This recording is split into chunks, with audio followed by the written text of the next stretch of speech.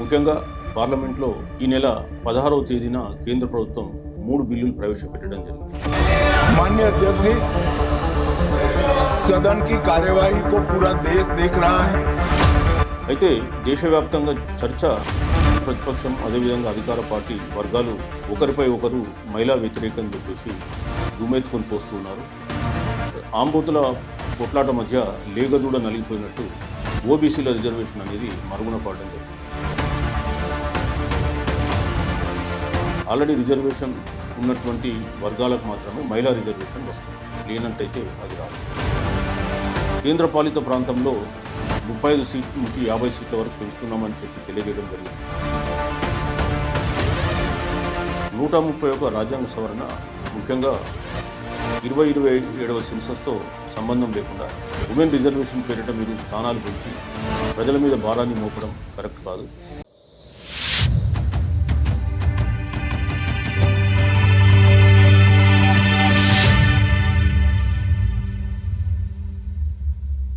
Hi, నేను మీ చిరంజీవులు, retired IAS officer మరియు chairman BC intellectuals forum Hyderabad. ఈ మధ్యకాలంలో దేశవ్యాప్తంగా మహిళా రిజర్వేషన్ బిల్లు అదేవిధంగా డీలిమిటేషన్ బిల్లులపై చర్చ జరుగుతూ ఉంది.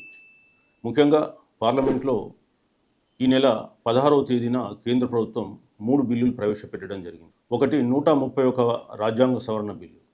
ఇందులో ముఖ్యంగా ఇప్పుడున్నటువంటి లోక్సభ అసెంబ్లీల సంఖ్య పెంచుతూ మహిళలకు 1/3 రిజర్వేషన్ను కల్పించడం. రెండవ బిల్లు వచ్చి డీలిమిటేషన్ బిల్లు.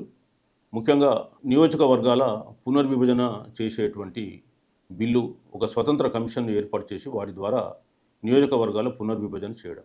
మూడవ అంశం వచ్చి కేంద్ర పాలిత ప్రాంతాలకు సంబంధించినటువంటి నియోజకవర్గాల మార్పు, అదేవిధంగా 1/3 రిజర్వేషన్ అమలు.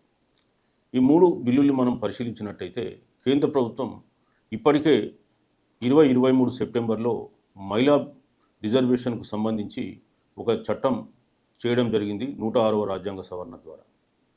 ఆ చట్టం కూడా ఏప్రిల్ 16 నుంచి అమల్లోకి వచ్చినట్టు, ఆ చట్టం కూడా 2023 సెప్టెంబర్లో చేసినప్పటికీ 2026 ఏప్రిల్ 16వ తేదీ నుంచి అమల్లోకి వచ్చినట్టు కేంద్రం గజెట్ నోటిఫికేషన్ జారీ చేయడం జరిగింది.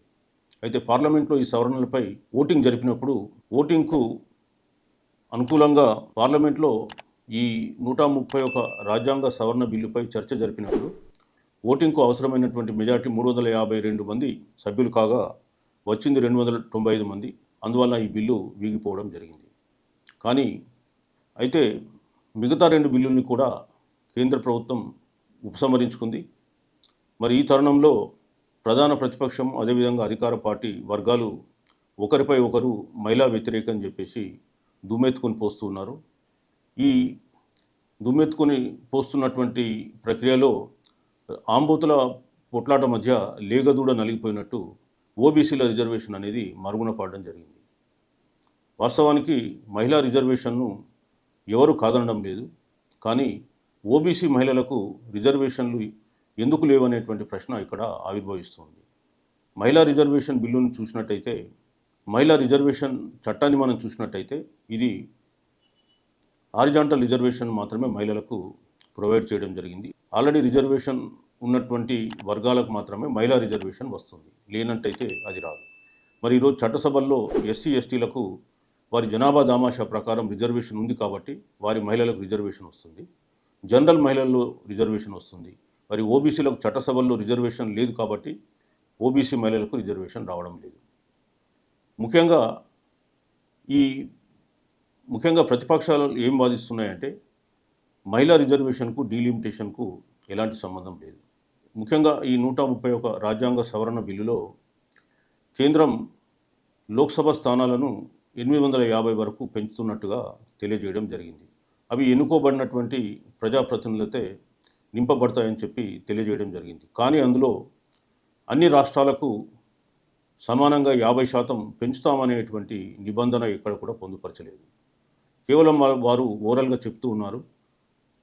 లోక్సభ డిస్కషన్లో కూడా 1 గంట అవకాశం ఇస్తే మేము మళ్ళీ రివైజ్డ్ బిల్లు ప్రవేశపెడతామని చెప్పి అధికార పార్టీ చెప్పినప్పటికీ ప్రతిపక్షాలందుకు సమ్మతించలేదు. కారణం ఏంటంటే రాజ్యాంగ సవరణ చేసేటప్పుడు అంత స్పీడ్ అవసరం లేదు. అన్ని ప్రతిపక్షాలను మొదలే సమావేశపరిచి ఈ విషయాన్ని చర్చించి ఉంటే ఈరోజు ఆ సమస్య ఉత్పన్నమయ్యేది కాదు. రెండవది, కేంద్రపాలిత ప్రాంతంలో 35 సీట్ల నుంచి 50 సీట్ల వరకు పెంచుతున్నామని చెప్పి తెలియజేయడం జరిగింది. కానీ అందులో అది ఎన్నుకోబడ్డటువంటి ప్రజాప్రతినిధులచే నింపుతామని చెప్పి స్పష్టంగా రాయలేదు. కేంద్రపాలిత ప్రాంతాలకు సంబంధించి అందులో రాసినది ఏంటంటే, పార్లమెంటు నిర్ణయించిన పద్ధతుల ద్వారా ఆ 50 సీట్లను ఫిలప్ చేయడం జరుగుతుంది. అంటే అది నామినేషన్ బేసిస్ మీద కూడా కావచ్చు. సో అందుకే ప్రతిపక్షాలు వాటిని అడ్డుకోవడం జరిగింది. ముఖ్యంగా ఇక్కడ మనం కొన్ని విషయాలు గమనించాలి. ఇప్పుడు పార్లమెంట్ సీట్లు ముఖ్యంగా లోక్సభ 850కి పెంచాల్సిన అవసరం ఉందా? 106వ రాజ్యాంగ సవరణ ప్రకారం 2027లో సెన్సస్ జరిపిన తర్వాత ఆ పబ్లిష్డ్ ఫిగర్స్ మీద ఈ లోక్సభ స్థానాలు తిరిగి పునర్వ్యవస్థీకరించాలని చెప్పి తెలియజేయడం జరిగింది. 131 రాజ్యాంగ సవరణ బిల్లు 2011 సెన్సస్ ద్వారా కాన్స్టిట్యుయెన్సీస్ను పునర్వ్యవస్థీకరించి ఉమెన్ రిజర్వేషన్ బిల్లును ఇంప్లిమెంట్ చేయడానికి అవకాశం కల్పిస్తుంది. అదేవిధంగా కాన్స్టిట్యుయెన్సీస్ను ఇప్పుడున్నటువంటి లోక్సభ కాన్స్టిట్యుయెన్సీస్ను 543 నుంచి 850 వరకు పెంచాలని ప్రతిపాదించడం జరిగింది. అయితే నిజంగా 843 సీట్లు పెంచాల్సిన అవసరం ఉందా? నిజంగా మీకు చిత్తశుద్ధి ఉంటే తక్షణమే 543 సీట్లలో 1/3 ఉమెన్ రిజర్వేషన్ చేస్తూ ఓబీసీలకు కూడా చట్టసభల్లో 50% లోబడి రిజర్వేషన్ ఇచ్చినట్టయితే సుమారు 27% వస్తుంది. అందులో ఓబీసీ మహిళలకు కూడా 9% రిజర్వేషన్ ఇచ్చే అవకాశం ఉంది. ఓబీసీలకు లేకుండా ఏ రిజర్వేషన్ ఇచ్చినా ఆ రిజర్వేషన్ కూడా అసంపూర్ణం, సామాజిక న్యాయానికి అది విరుద్ధంగా మారుతూ ఉంది. నిజానికి పార్లమెంట్లో 853 సీట్లు ఉన్నట్టయితే పార్లమెంట్ ఒక పెద్ద ఫిష్ మార్కెట్ లాగా తయారవుతుంది. ఏ ఎంపీకి కూడా మాట్లాడడానికి అవకాశం దొరకదు. రెండవది, వారిపై పెట్టేటువంటి వ్యయం, ముఖ్యంగా జీతాలు కానీ, సెక్యూరిటీ కానీ, ట్రాన్స్పోర్ట్ కానీ, ఇతర అలవెన్సెస్ కూడా చాలా పెద్ద ఎత్తున ఖర్చు చేయాల్సినటువంటి పరిస్థితులు ఏర్పడతాయి. ఇవాళ అమెరికన్ రాజ్యాంగాన్ని చూసినట్టయితే 1929లో అక్కడ హౌస్ ఆఫ్ రిప్రజెంటేటివ్స్లో 435 సభ్యుల సంఖ్య సీలింగ్ పెట్టడం జరిగింది. 1929 నుంచి నేటి వరకు కూడా వాళ్ళు రాజ్యాంగ సవరణ జరపలేదు. జనాభా మూడింతలు పెరిగినప్పటికీ కూడా. మరి ఇక్కడ కూడా మనం ఎందుకు పెంచాల్సిన అవసరం ఉంది? నిజానికి పార్లమెంట్లో స్థానాలు పెంచకుండా రాష్ట్రాలకు రాజ్యాంగ సవరణ చేసి అసెంబ్లీ సీట్లు పెంచుకునే అవకాశం కల్పించడం, కొన్ని నిబంధనలకు లోబడి, అదేవిధంగా లోకల్ బాడీస్ అయిన పంచాయతీరాజ్, మున్సిపల్ సంస్థలకు కూడా సరైనటువంటి అధికారాలు, అదేవిధంగా నిధులు ఇచ్చినట్టయితే సమర్థవంతంగా సమస్యలు లోకల్ లెవెల్లోనే పరిష్కారం అయితే, ఉమెన్ రిజర్వేషన్ పేరిట మీరు స్థానాలు పెంచి ప్రజల మీద భారాన్ని మోపడం కరెక్ట్ కాదు. మీరు ఉమెన్ రిజర్వేషన్ ఇంప్లిమెంట్ చేయాలనుకుంటే ఇప్పుడున్న సీట్లలోనే మీరు 1/3 రిజర్వేషన్ వాళ్ళకి ఇవ్వండి. ఆ రిజర్వేషన్లో ముఖ్యంగా ఓబీసీ మహిళలకు, అంటే మొదట ఓబీసీ జనరల్ రిజర్వేషన్ ఇచ్చి ఓబీసీ మహిళలకు కూడా వర్టికల్ రిజర్వేషన్ వర్తింపజేయాల్సిందిగా కోరుతున్నాం.